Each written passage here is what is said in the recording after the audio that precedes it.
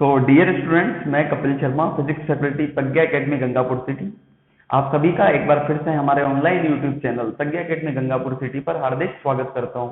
बच्चों, हिंदी मीडियम में हम लोगों ने लास्ट टाइम पर विस्कोसिटी वाले चैप्टर जो था उसका पूरा थ्योरेटिकल पोर्शन कंप्लीट किया था और इस चैप्टर में हम लोग विस्कोसिटी से संबंधित कुछ प्रश्न करेंगे। क्लियर? तो आप लोग एक एक करके न्यूमेरिकल्स को ध्यान से देखना और कोशिश ये करना कि जब मैं न्यूमेरिकल करवाऊं, न्यूमेरिकल लिखूं, तो आप लोग मेरा सॉल्यूशन दिखे बिना सवाल को पूरा पढ़ के वीडियो को पॉज करके और एक बार खुद से ट्राई करें। और फिर उसके बाद जब आप ट्राई कर चुके हैं, जब आप सवाल कर लें, तो फिर मेरा सॉल्यूशन देखे। हो सकता है आपका आंसर मैच करे तो बहुत अच्छी बात है, नहीं करे तो देखो कि आपने गलती कहां पे की। तो अपन एक एक न्यूमेरिकल यहाँ पे एक एक करके न्यूमेरिकल सोल्व करते हैं। सबसे पहले मान लो कि आपको कुछ ऐसा दिया हुआ है कि सबसे पहले बिल्कुल आसान सा न्यूमेरिकल लेते हैं हम लोग कि मान लो एक नदी बह रही है और ये नदी का तल है और नदी इसमें बह रही है इस तरीके से और नदी की गहराई है, मान लो आपको दिया हुआ है 10 मीटर। कितना दिया हुआ है? 10 मीटर। और बोला गया है कि नदी के सबसे ऊपरी परत की का वेग वो है 10 मीटर प्रति सेकंड। कितना है? 10 मीटर प्रति सेकंड। यदि ईटा बराबर 10 की घात -3 डेकापोइंट, याद है ना श्यानता गुणांक की इकाई क्या होती है? डेकापोइंट या फिर पाई जूली। किसे बोलते हैं? न्यूटन सेकंड पर मीटर स्क्वायर। ठीक है ना? तो ये ऐसा ही मात्रक होता है। यदि ईटा बराबर इतना दिया हुआ है तथा ए बराबर 2 मीटर स्क्वायर, ए का मान कितना दिया हुआ है? 2 मीटर स्क्वायर। जो ये परत है ना, इस परत का क्षेत्रफल कितना दिया हुआ है? आपको दिया हुआ है 2 मीटर स्क्वायर। तो बोला गया कि परतों के मध्य लगने वाला श्यान बल तथा, देखो ध्यान से सुनना, श्यान बल तथा सेकंड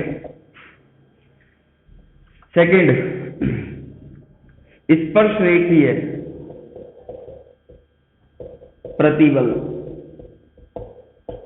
जिसे शीयरिंग स्ट्रेस भी कहा जाता है। स्ट्रेस ज्ञात करो, शियर स्ट्रेस भी ज्ञात करो और श्यान बल भी ज्ञात करो। तो अभी मैं स्पर्शरेखीय प्रतिबल ये क्या चीज है इसके बारे में भी तुम्हें बताऊंगा और श्यान बल ये कैसे निकालते हैं। तो अपन को पता है क्या? श्यान बल का सीधा सीधा फॉर्मूला Fv बराबर क्या होता है? ईटा ए dv बटा dy। बेटा इसे ईटा ए dv बटा dy अथवा इस dv बटा dy को अपन ऐसे भी लिख सकते हैं क्या? Fv बराबर ईटा ए डेल्टा v बटा डेल्टा y। ठीक है? डेल्टा v बटा डेल्टा y, dv बटा dy, dy या dv इसका मतलब क्या होता है? बहुत छोटा, और डेल्टा v बटा डेल्टा y सापेक्ष रूप से थोड़ा बड़ा। ठीक है ना? तो डेल्टा v बटा डेल्टा y लिख दो या dv बटा dy, कैसे भी आप इसे लिख सकते हो। इस तरीके से अपन निकालते हैं, ये फॉर्मूला होता है इसका। अब जब आप निकालोगे ना तो सबसे पहले क्या निकालो कि delta v upon delta y, इसकी वैल्यू अगर अपन निकाले तो क्या होगा? देखो आपको यहाँ का वेग कितना दिया हुआ है? 10 मीटर पर सेकेंड। आपको ये भी पता होना चाहिए कि जो परत इस नीचे वाले तल के संपर्क में होगी उसका वेग 0 होगा। क्यों क्यों क्यों क्यों? क्योंकि जो परत ठोस के संपर्क में होती है उसका वेग वही होता है जो ठोस का होता है। अब ये जो नीचे वाला तल है ये 0 वेग पे है, तो इसका मतलब इस नीचे वाली परत का वेग भी कितना होगा? 0। डेल्टा v बटा डेल्टा y, वेग अंतराल बटा दूरी अंतराल। तो दूरी अंतराल कितना है? 10। इस यहां पर और यहां के बीच में वेग का डिफरेंस कितना है? 10 - 0। और दूरी का भी डिफरेंस कितना है? 10 - 0। तो कितना जाएगा? 10 बटा 10 कितना है? 1। एक और बात बताता हूं, इसकी इकाई क्या होगी? वेग की इकाई क्या होती है? मीटर प्रति सेकंड बटा दूरी की इकाई मीटर। तो मीटर प्रति सेकंड प्रति मीटर, मीटर से मीटर कट जाएगा, यहाँ पे 1 बटा सेकंड बचेगा। देखो 1 बटा सेकंड, तो इसको 1 सेकंड इनवर्स भी कह सकते हो आप, या फिर मीटर सेकंड प्रति मीटर भी कह सकते हो। ठीक है ना? काट पीट के। तो ये हुआ डेल्टा v बटा डेल्टा y। आपको ईटा दिया हुआ है, ए दिया हुआ है, तो जब फॉर्मूला में रखोगे तो कितना आ जाएगा? Fv बराबर कितना? वो आएगा ईटा की जगह कितना आएगा? 10 की घात -3। अगर ये पोइज में दिया होता तो क्या करते? इसको डेकापोइस में बदलते हैं, लेकिन क्योंकि यहाँ पे डेकापोइस में दिया हुआ है तो डेकापोइस तो इसकी ऐसा ही इकाई होती है, तो उसे यहाँ पे डायरेक्ट रख दिया। ए का मान कितना दे रखा है 2, ये भी मीटर स्क्वायर में है, और डेल्टा वी बटा डेल्टा वाई ये भी 10/10 कितना आया 1, ये आंसर आएगा किसमें न्यूटन में।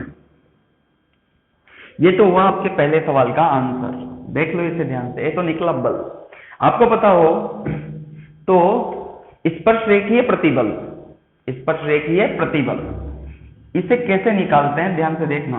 याद है अपन ने पदार्थों के गुणधर्म में स्ट्रेस और स्ट्रेन पढ़ा था, उसमें एक स्पर्शरेखीय प्रतिबल, अपरूपण प्रतिबल वो भी पढ़ा था, शियरिंग स्ट्रेस जिसे कहते हैं।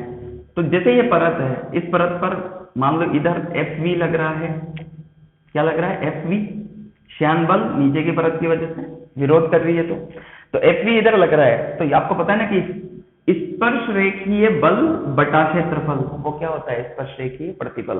तो ये तो बल है और इसमें किसका भाग दे दो, क्षेत्रफल का। तो सेकंड सवाल कैसे होगा, सेकंड सवाल होगा स्पर्श रेखीय प्रतिबल क्या होता है, स्पर्श रेखीय प्रतिबल इसका मतलब क्या होता है, स्पर्श रेखीय दिशा में लगने वाला बल। और बेटा इस परत पर ये बल कैसे लग रहा है, स्पर्श रेखा के ऐसे ही तो लग रहा है ना, ये स्पर्श रेखा के ऐसे, सतह के ये सतह, और इस सतह पर कैसे लग रहा है ऐसे, क्लियर, इस तरीके से। तो स्पर्श रेखीय बल बटा क्षेत्रफल, तो F बटा A का मान कितना होगा, तो यहाँ से F बटा A का मान निकालोगे तो इस A को नीचे ले आओ, बता कितना, ईटा dV बटा dy। तो Fv बटा A जब आप निकालोगे तो क्या बचेगा, ईटा डेल्टा V बटा डेल्टा y।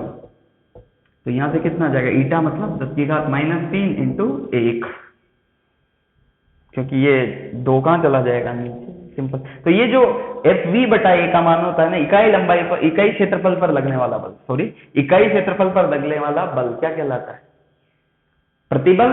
और अगर वो बल स्पर्श रेखा की दिशा में है तो क्या हो जाएगा, स्पर्श रेखीय प्रतिबल। और इसका मान कितना गया, 10⁻³ इंटू 1, क्योंकि डेल्टा V बटा डेल्टा y का मान कितना है 1, और ये आंसर किसमें आएगा, न्यूटन प्रति मीटर स्क्वायर, न्यूटन प्रति मीटर स्क्वायर। ये आपका मान आया Fv बटा A, जो क्या है, स्पर्श रेखीय प्रतिबल। ध्यान रहे ये इस परत पर ये बल लग रहा है ना, ये कैसे है, स्पर्श रेखीय दिशा में। और अपन ने उसमें पढ़ा है प्रॉपर्टीज ऑफ मैटर, पदार्थों के गुणधर्म की स्पर्श रेखीय प्रतिबल कैसे निकालते हैं। क्लियर, उतारो इसे।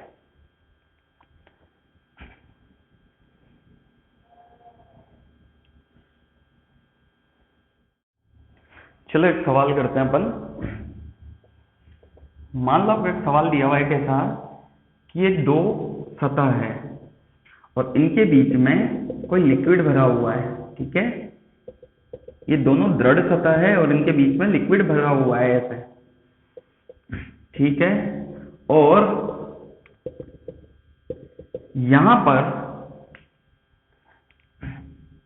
एक प्लेट, एक क्या भरी हुई, एक क्या रखी हुई है, प्लेट यहां पे बीच में, ठीक है।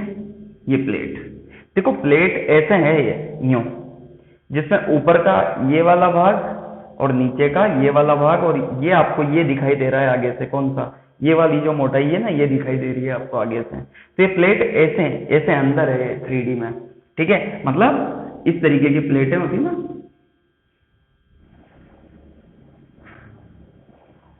इसी तरीके। इसको अपन ने क्या है, तो आपको ये आगे वाला ये मोटाई दिखाई दे रही है इसकी, और ये बाकी पार्ट कहां पे है, अंदर, ठीक है। तो ये प्लेट है जिसका पृष्ठीय क्षेत्रफल, क्षेत्रफल बराबर A। ऐसे प्लेट है तो नीचे का भी A और ऊपर का भी क्या है A, और इसकी क्या है मोटाई, ओके। तो पृष्ठीय क्षेत्रफल कितना है A। यदि श्यानता गुणांक, श्यानता गुणांक बराबर कितना है ईटा। अब देखो क्या क्या दिया हुआ है, ऊपर से ये ऊपर वाली सतह है ना, इसकी लंबाई दे, इसकी दूरी दे रखी है L1 और इस नीचे वाली की दे रखी है कितनी L2। और आपसे पूछा गया है कि यदि इसे v वेग से खींचा जाए, यदि प्लेट को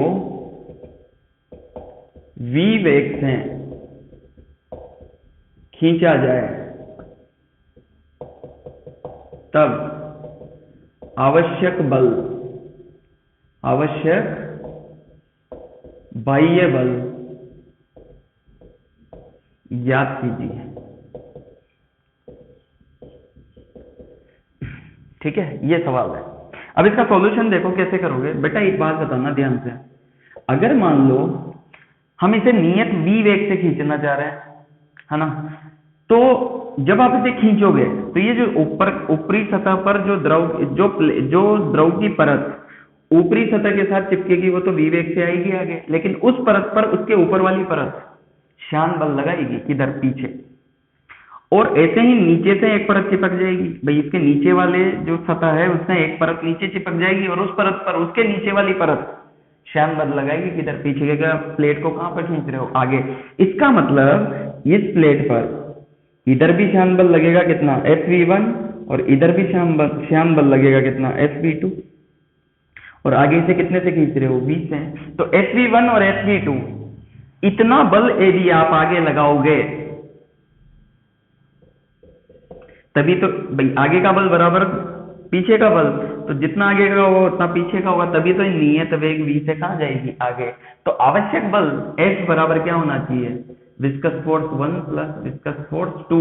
ध्यान दो मैंने क्या बोला, एक बल ऊपरी पृष्ठ के कारण और एक बल निचले पृष्ठ के कारण। ठीक है ना। अब देखो Fv1 कितना होगा, पहले वो कैलकुलेशन करते हैं। तो Fv1 क्या होगा, ईटा a डेल्टा v बटा डेल्टा y 1। ईटा और a तो सेम है, क्योंकि जितना क्षेत्रफल ऊपर का है उतना ही क्षेत्रफल नीचे का है, तो a में तो कोई अंतर रहेगा नहीं। Fv2 होगा ईटा a डेल्टा v बटा डेल्टा y, और ये क्या 2। अब देखो ध्यान से, ऊपर के लिए डेल्टा v का मान कैसे निकालोगे, तो डेल्टा v बटा डेल्टा y, तो delta v upon delta y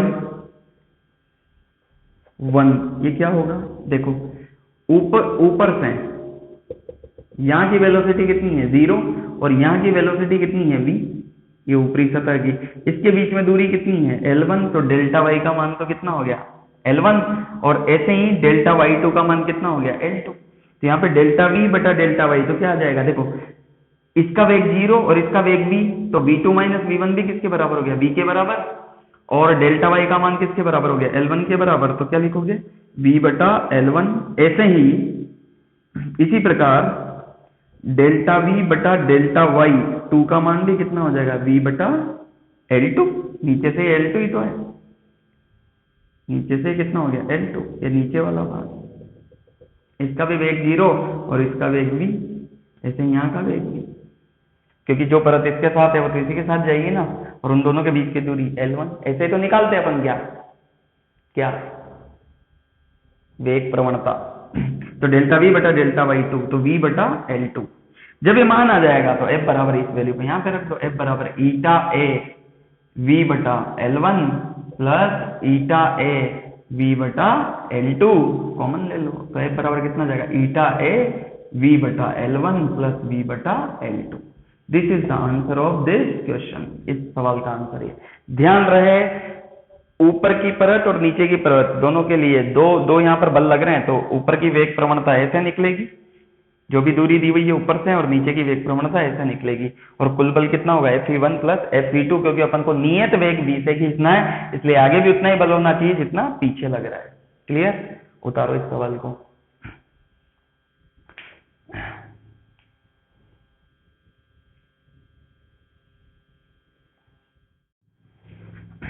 चलो एक सवाल और करते हैं, बहुत अच्छा सा सवाल है। सवाल क्या है देखो इधर, मान लो आपके पास एक पात्र है ना, और ये पात्र है,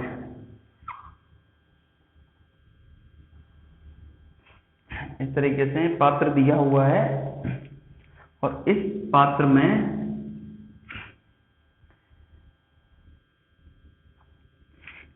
में एक शंकु खोखला शंकु नीचे तक है।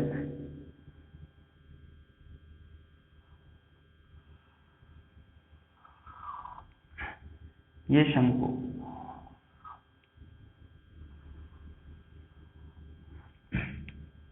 ऐसे रखा हुआ है। ओके,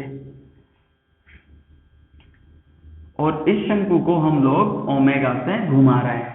इसमें एक खोखला शंकु है और इन दोनों के बीच में, किस किस के बीच में, शंकु और पात्र के बीच में यहां पर द्रव भरा हुआ है।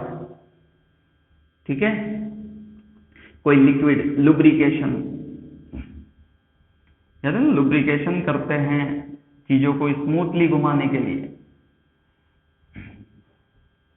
लेकिन फिर भी श्यान बल तो लगता ही है।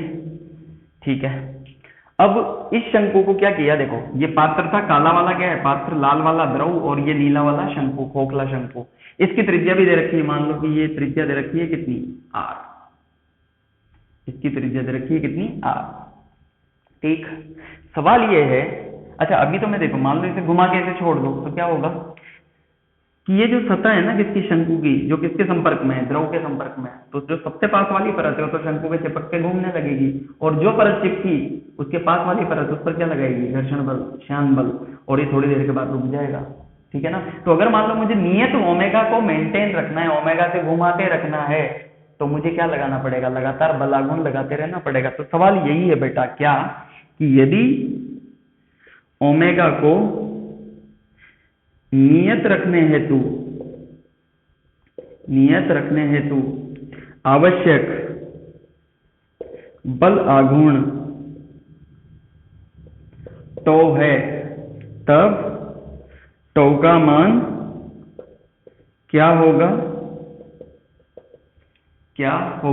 जबकि श्यानता गुणांक ईटा, या श्यानता गुणांक को अपन यहां पे लिख रहे हैं के है। श्यानता गुणांक क्या है, के। यहाँ पे श्यानता गुणांक को मैं के से प्रदर्शित कर रहा हूँ, सामान्यतः किससे करते हैं, ईटा से। हम यहाँ किससे प्रदर्शित कर रहे हैं, के से।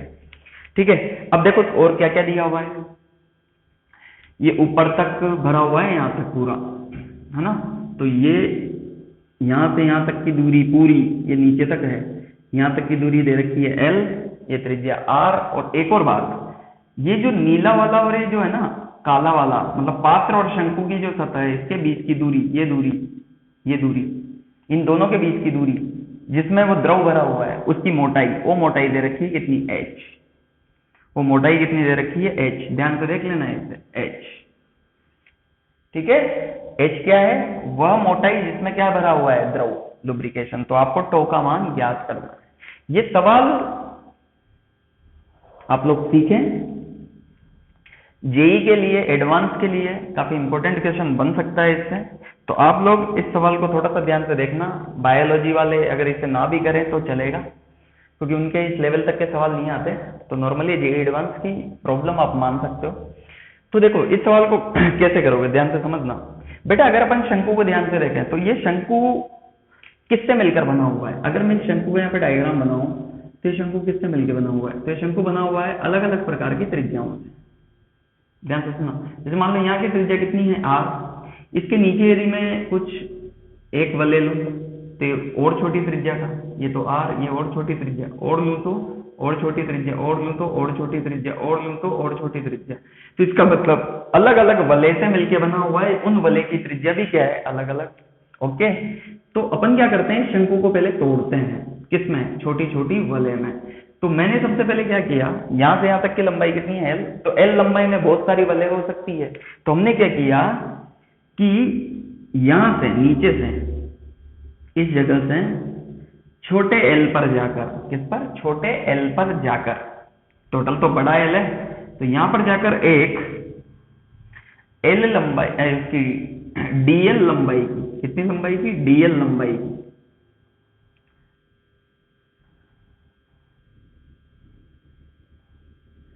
dl लंबाई का मतलब dl मोटाई की एक वलय काटी ऐसे, ये चारों तरफ है ऐसे। और यहाँ पर इसके कौन चिपका हुआ है, ध्यान से देखना, यहाँ पर कौन चिपका हुआ है, द्रव। और ये द्रव कितने में भरा हुआ है, h मोटाई तक। और ये बाहर वाली इस पात्र की, ये पात्र की सतह, इन दोनों के बीच का गैप कितना है, h। एक एक बात समझना। और इस वलय की त्रिज्या मान लो कितनी है, इस वलय, ये पूरा यूं है, इसके चारों तरफ ऐसे, तो इस वलय की त्रिज्या मैंने कितनी मान रखी है, r। ठीक है ना, इसे बाहर बना देता हूं मैं, ताकि आपको कंफ्यूजन ना हो।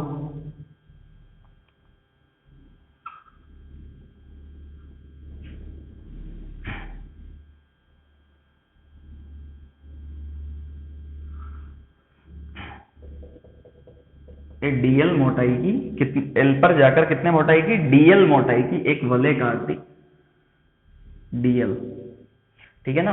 और यहां पर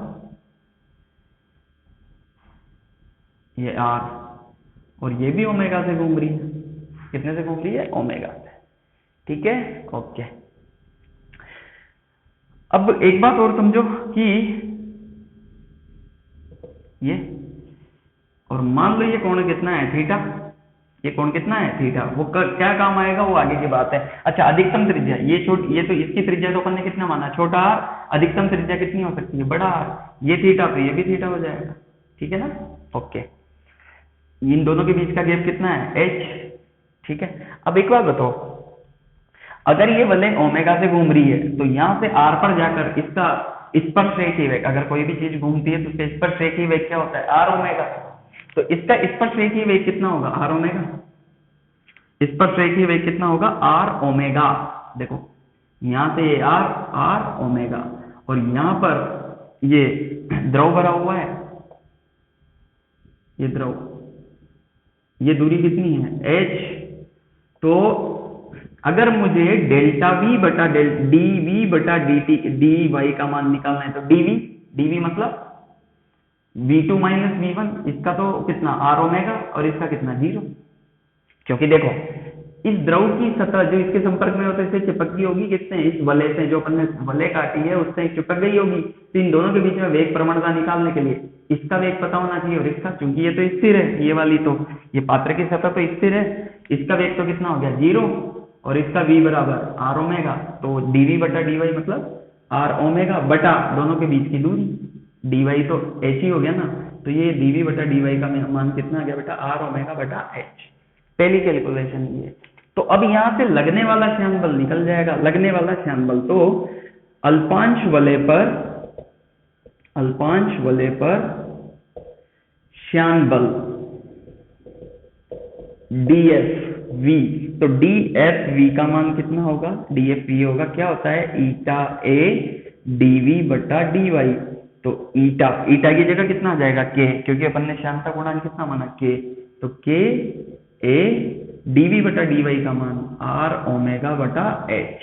एक और बात, अगर मुझे इसका एरिया लिखना है, भाई अभी तो अपन ने अल्पांश वलय पर ही तो निकाला, तो अल्पांश वलय का एरिया कैसे लिखोगे, अल्पांश वलय का एरिया बताओ कैसे लिखोगे, a बराबर लंबाई कितनी 2 पाई आर इंटू मोटाई dl, देखो यहाँ पे अपन ने dl मोटाई की ली है, इसकी मोटाई कितनी है dl, ये मत भूलना, तो a बराबर 2 पाई आर लंबाई इंटू चौड़ाई कितनी dl, तो ये इसका क्षेत्रफल आ गया, ठीक है।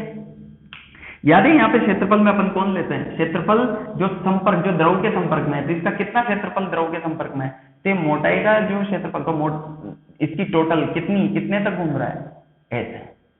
एक बात बताता हूं आपको, ये पूरा चारों तरफ है द्रव ऐसे, ये कोण है और इसके चारों तरफ है कौन, द्रव, तो टोटल कितने पे हुआ, 2 पाई आर इंटू dl, तो इतने क्षेत्रफल पर ये चिपका हुआ है द्रव, और उस पे क्या लग रहा है, संपर्क, द्रव से संपर्क इतना ही क्षेत्रफल से है, तो एक ही जगह क्या आ जाएगा, 2 पाई आर dl, तो ये कितना हो गया, k 2 पाई R dl into R omega बटा h, तो DFV बराबर, देखो ये k क्या है, श्यानता गुणांक, तो 2 पाई k omega r into R कितना, r स्क्वायर इंटू ए बटा h इंटू dl, ये वैल्यू DFV की आ गई, बराबर, ये वैल्यू किसकी आ गई, DFV की। अगर बच्चों अपन चाहें तो यहाँ से dl को निकालने के लिए, किसको, dl को निकालने के लिए, वो कैसे निकालेंगे वो बात की बात है। अब देखो यहाँ पर ये DFV की वैल्यू आ गई, अगर बेटा अपन को बल दिया हो और अगर बलागुण निकालना हो, छोटा सा बल, इस DFV के कारण बलागुण, तो अल्पांश वलय पर, ये तो बल निकला, पर बल आघूर्ण कितना, डी टो बराबर कितना होगा, D F V into R, बल इंटू लंबवत दूरी। देखो लंबवत दूरी कितनी है आर, और बल कितना है डी एफ वी। और हमेशा आपको पता है कि जो बल है वो स्पर्शरेखीय दिशा में तो लगेगा, सतह के कहाँ लगता है, स्पर्शरेखीय दिशा में, ठीक है ना। तो ये तो हो गया बल, भाई ये वलय है, इस पर बल इधर और आर इधर, तो बल इंटू लंबवत दूरी को क्या होता है, बलागुण। तो डी टो, इसकी वैल्यू कितनी आ जाएगी, डी टो बराबर, इसको आर से और गुणा कर दो, तो आर से गुणा करोगे तो कितना हो जाएगा, आर क्यूब। तो ये कितना हो जाएगा, 2 पाई के ओमेगा आर क्यूब बटा एच इंटू डीएल। ये किसकी वैल्यू आ गई, डी टो। लेकिन अपन को छोटी वैल्यू पे निकालनी है, पूरे कोण पे निकालना है, पूरे कोण के लिए तो निकालना पड़ेगा। तो आप पहले यहां तक देखो इसे, ठीक है, ओके। ये एंगल भी थीटा हो गया, ठीक है जी, ओके। अब मैं इसे मिटा रहा हूं। अब अगर आप यहाँ पे ध्यान से देखो तो इनसे छोटी छोटी चीजें अपने को देखो, यहाँ पे आर आ रहा है तो आर परिवर्ती है क्योंकि इसकी त्रिज्या आर है, और ये आर कहाँ तक जा सकता है, बड़े आर तक, और न्यूनतम 0 तक। और कौन परिवर्ती है, एल, क्योंकि ये वलय आपने यहाँ काटी, थोड़ा ऊपर भी काट सकते हो, तो ये एल कहाँ तक जा रहा है, बड़े एल तक। ये त्रिज्या कहाँ तक जा रही है, बड़े आर तक, ठीक है।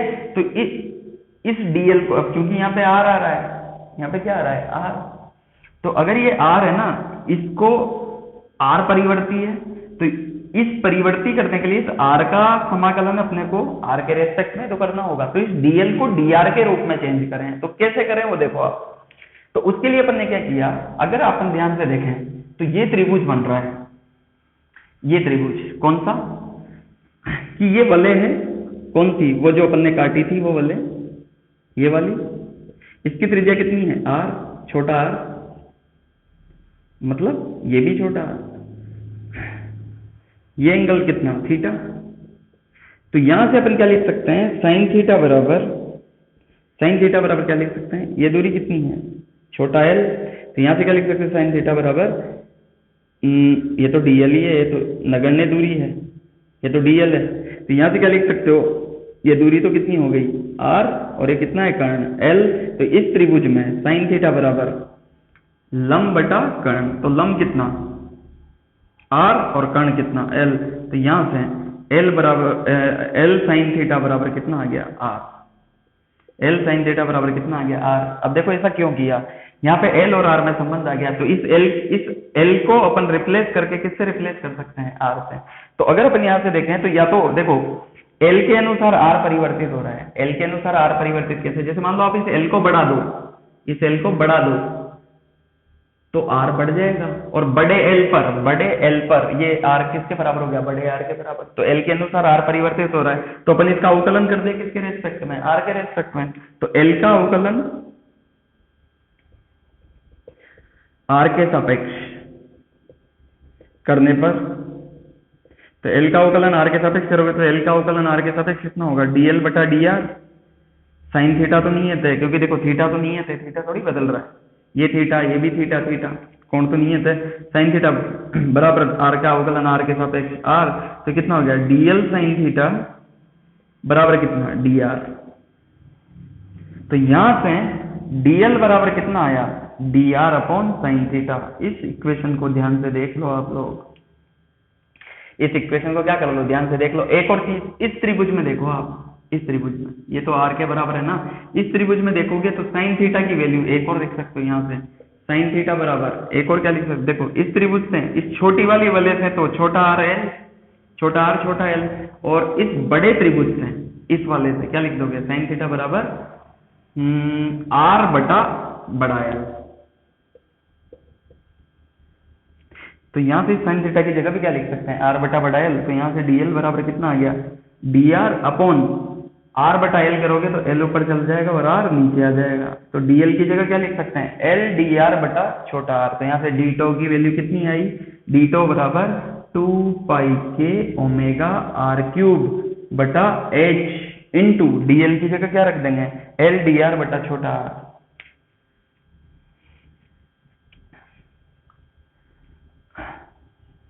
नहीं, बड़ा आर आएगा ना यहाँ पे, क्योंकि इसकी वैल्यू आर बटा एल है ना, तो एल डी आर बटा बड़ा आर। ध्यान से देख लेना, साइन थीटा की जगह मैंने क्या लिखा, एल बटा आर। यहाँ पे लिख लेना छोटे त्रिभुज से,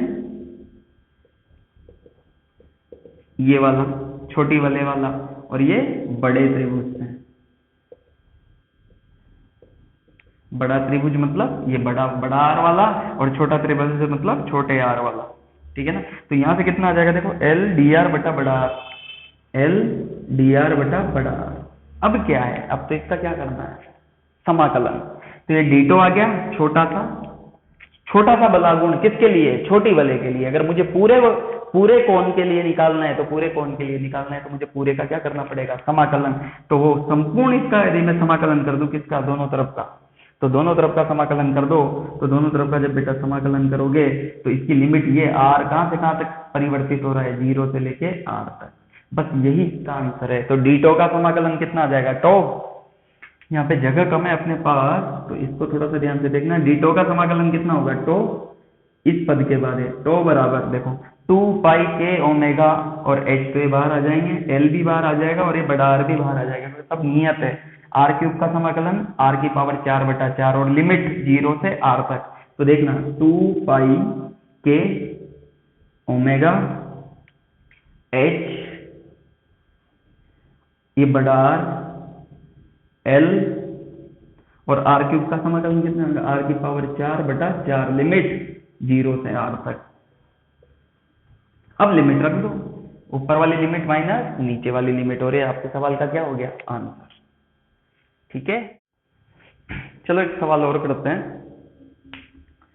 कि मान लो आपको ऐसा दिया हुआ है कुछ, जैसे मान लो एक सिलेंडर ये है, और इस सिलेंडर के अंदर एक और सिलेंडर है।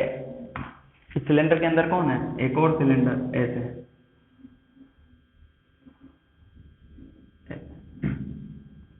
और इन दोनों सिलेंडर के बीच में,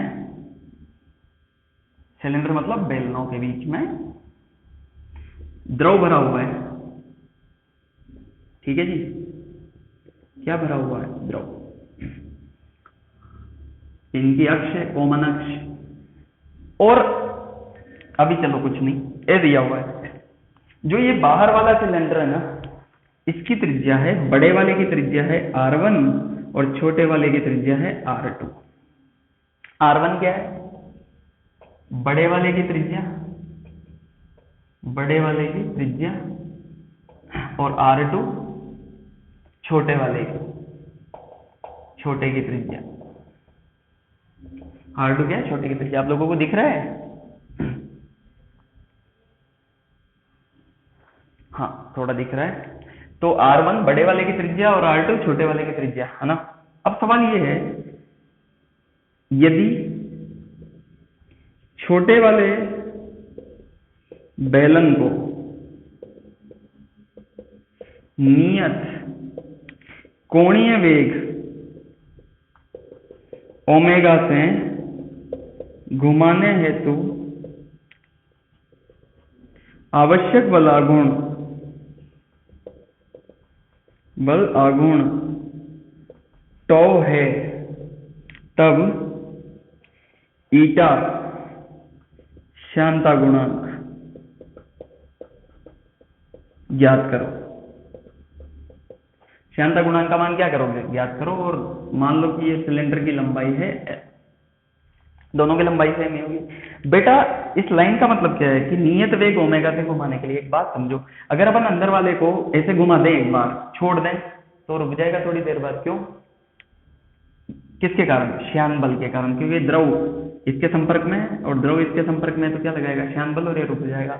अगर इसका मतलब क्या करेगा कि इसके घूर्णन प्रभाव को कम किसने किया, श्यान बल के कारण लगने वाले बल आघूर्ण ने।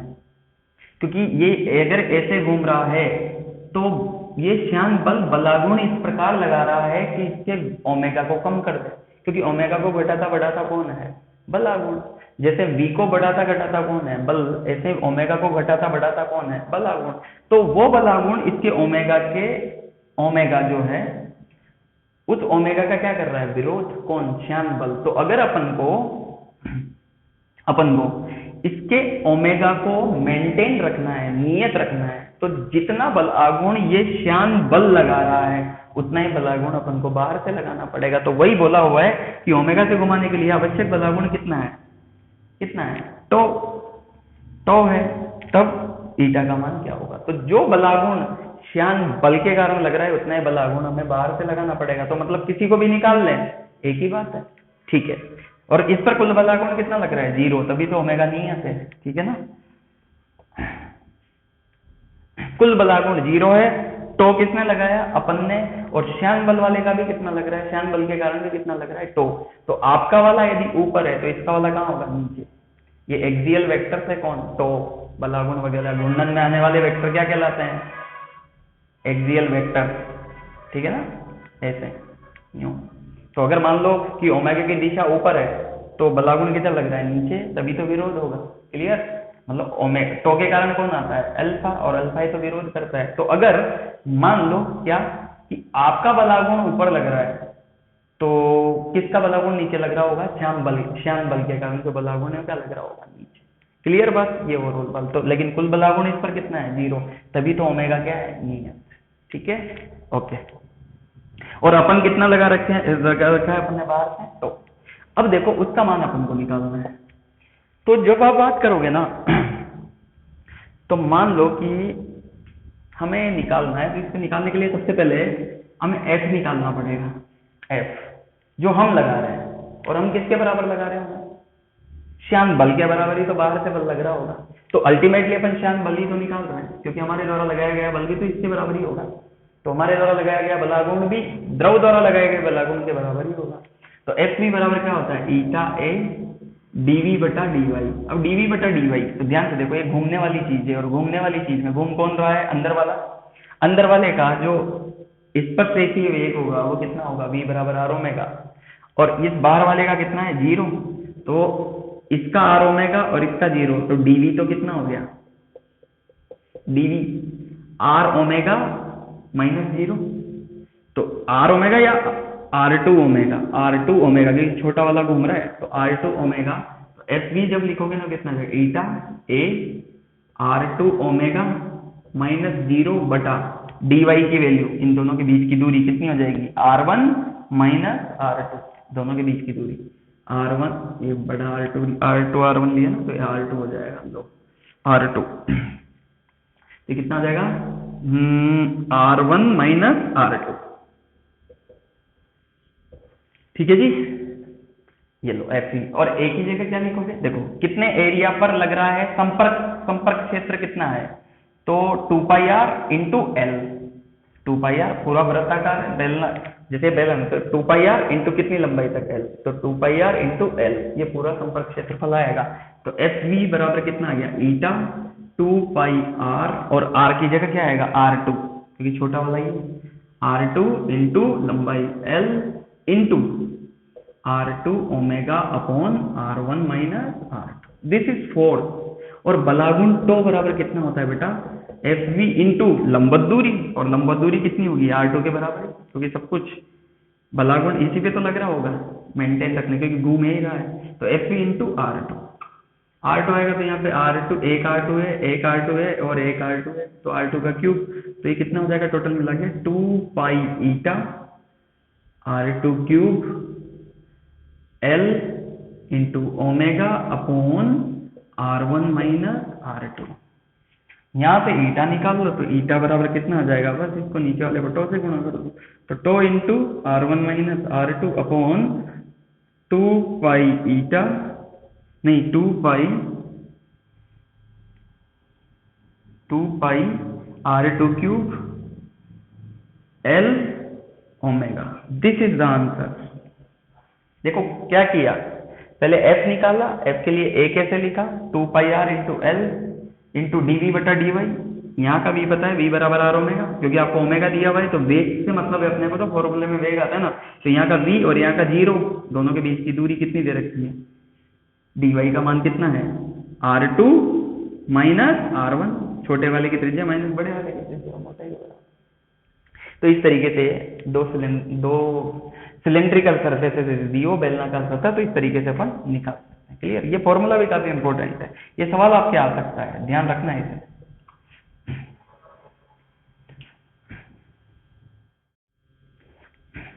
तो इन सवालों में करने के लिए जब भी आपको विस्कोसिटी का सवाल हो और आपको डीवी बटा डीवाई निकालना हो तो एक बात देख लेना ध्यान से। अगर आप ऐसे समझो कि डीवाई मतलब क्या है, डीवाई का मतलब है उन दो के बीच की दूरी जिनके वेग अपन को पता है। ज्यादातर सवालों में ऐसा ही होगा। जैसे मान लो कोई नदी बह रही है, ये ऐसे दे रखा है, मान लो आपको बोल दिया कि यहाँ का वेग 10 मीटर पर सेकेंड है, तो बताओ कि बल कितना लगेगा। तो ईटा ए, ये तो लिख ही लोगे, ए संपर्क क्षेत्रफल, ईटा श्यानता गुणांक। डीवी बटा डीवाई निकालने के लिए देखो आपको हिंट दिया हुआ है, आपको ये पता है, मान लो ये एल है, ये 10 है, तो यहाँ का वेग तो 0 ही होगा ना, क्योंकि जो सतह इसके साथ संपर्क में होगी उसका वेग कितना होता है 0। तो डीवी कितना हो गया 10 माइनस 0। तो ये केवल लंबाई वगैरह चौड़ाई वगैरह आपको दी इसलिए जाती है ताकि आप डीवी बटा डीवाई का वैल्यू निकाल सको। एक और बात, कभी कभार दो सिलेंडर के बीच में द्रव भरा हुआ है तो R2 माइनस R1, जैसे इससे पहले वाले सवाल में अपन ने दिया तो हिंट दे रखा था कि dy कितना दे रखा है R2 माइनस R1।